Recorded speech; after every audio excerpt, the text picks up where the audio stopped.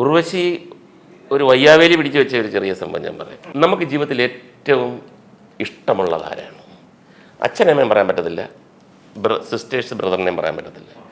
പുറത്ത് സിനിമയാകാം, സിനിമ വെളിയിലാകാം. അപ്പോഴാണ് ഉർവശിക്ക് അതിൻ്റെ ഒരു ചതി മനസ്സിലായത്. അവിടെയുള്ള കംപ്ലീറ്റ് ആൾക്കാർ വിചാരിച്ചിരിക്കുന്നത് ഉർവശി അവരെയാണ് ഇഷ്ടപ്പെടുന്നത്. ഇപ്പോൾ അവരുടെ പേര് പറയും, ഇതെന്തായാലും എൻ്റെ പേരായിരിക്കും പറയുന്നത്. അതായത് പ്രധാനപ്പെട്ട ആൾക്കാർ മുഴുക്കെ ഭക്ഷണം കൊണ്ടുവരുന്ന ആൾ വരെ നീ ഞാനോ മറ്റോ ആണോ.